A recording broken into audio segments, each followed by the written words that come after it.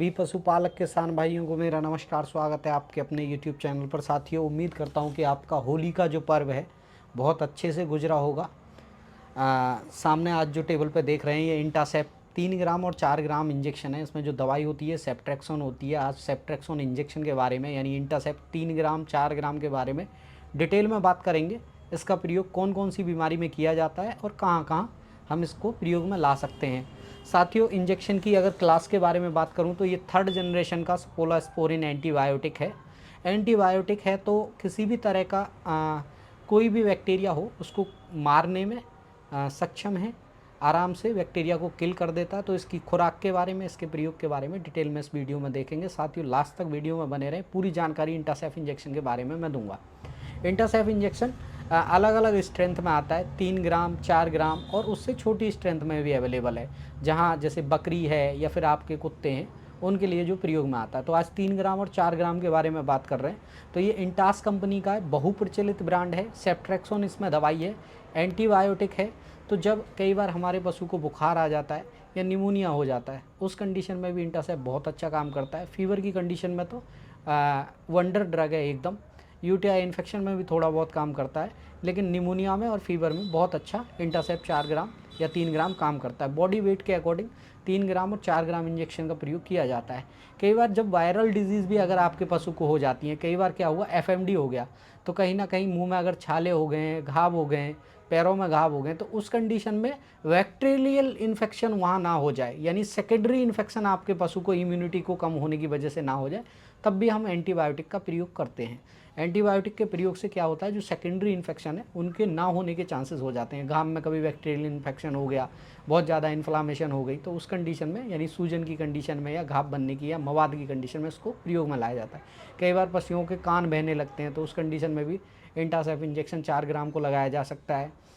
थंडेला रोग में भी इसका अच्छा प्रयोग है। थंडेला रोग में भी प्राइमरी ट्रीटमेंट के लिए हम इसको प्रयोग में ला सकते हैं, लेकिन सेकेंडरी ट्रीटमेंट है अगर क्रोनिक थंडेला रोग है तो फिर हमको इंटासेप को प्रयोग में ना ला के इससे आगे की दवाइयाँ जैसे एमसेप्ट इंजेक्शन को प्रयोग में लाना चाहिए। मैंने एमसेप्ट के बारे में भी एक डिटेल में वीडियो की हुई है कि थंडेला रोग में एमसेप्ट का कितना अच्छा रोल है और कितना बेहतरीन वो काम करता है, कैसे कैसे प्रयोग में लाना वो होता है।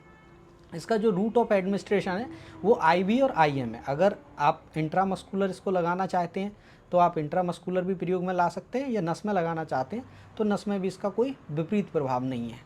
साथियों, जो इंटासेप 4 ग्राम इंजेक्शन है, इसकी जो पैकेजिंग है अगर इसके बारे में बात करूं तो इसकी पैकेजिंग में साथ में सिरिंज आपको मिल जाती है, वाटर फॉर इंजेक्शन मिल जाता है, उसमें ये पाउडर फॉर्म में आता है और उसमें घोल के हमको अपने पशु को देना चाहिए, या अगर कोई वेटेरिनियन आपके पास है तो उससे हमको इसको प्रयोग में लगवा लाना चाहिए। साथियों, इंटासेप 4 ग्राम के बहुत अच्छे रिजल्ट हैं। इसकी डोज़ के बारे में बता दूं, इसको 3 दिन तक लगातार प्रयोग में लाया जा सकता है। 24 घंटे में 2 बार प्रयोग कर सकते हैं अगर सीवियर इन्फेक्शन है। अगर इन्फेक्शन नॉर्मल है तो 24 घंटे में 1 बार प्रयोग करना चाहिए। बॉडी वेट के अकॉर्डिंग अगर 2.5 से 3 कुंटल तक का आपका पशु है तो 3 ग्राम इंजेक्शन का प्रयोग करना चाहिए। 4 कुंटल तक का आपका पशु है, 4 से 4.5 कुंटल तक का, तो आप 4 ग्राम इंजेक्शन को प्रयोग में ला सकते हैं। कोई दिक्कत नहीं है, 3 से 4 दिन तक लगातार इंटासेप का प्रयोग किया जा सकता है। फीवर की कंडीशन है तो एंटीपायरेटिक यानी बुखार उतारने वाली दवाइयों का भी प्रयोग साथ में करना चाहिए। एंटीबायोटिक के प्रयोग से लिवर में कुछ दिक्कतें आ जाती हैं आपके पशु को, तो साथ में लिवर टॉनिक दें, या फिर लिवर से जो रिलेटेड इंजेक्शन है जैसे बेलामैन या पेप्सिड सी, बेलामेल का प्रयोग कर सकते हैं, पेप्सिड सी का प्रयोग करते हैं, यानी मल्टीविटामिन इंजेक्शन का प्रयोग इसके साथ में करना चाहिए।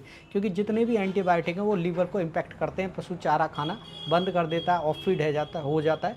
तो साथियों, ध्यान दें कि इंटासेफ इंजेक्शन अगर आप लगवा रहे हैं तो इसके साथ में आप एविल इंजेक्शन का भी प्रयोग कर सकते हैं या सीपीएम इंजेक्शन का प्रयोग कर सकते हैं। उसके बाद लीवर का भी एक इंजेक्शन हम जब एंटीपायरेटिक या NSAID non steroidal anti inflammatory drug कोई भी दे रहे हैं, यानी दर्द निवारक और सूजन रोधी कोई भी दवाई दे रहे हैं, तो उसके साथ इंटासेप के साथ उनका लीवर की दवाइयों का प्रयोग हमें ज़रूर ध्यान रखना चाहिए। बीमारी को ठीक होने के बाद अपने पशु को कोई भी लीवर टॉनिक आपको ज़रूर पिला देनी चाहिए।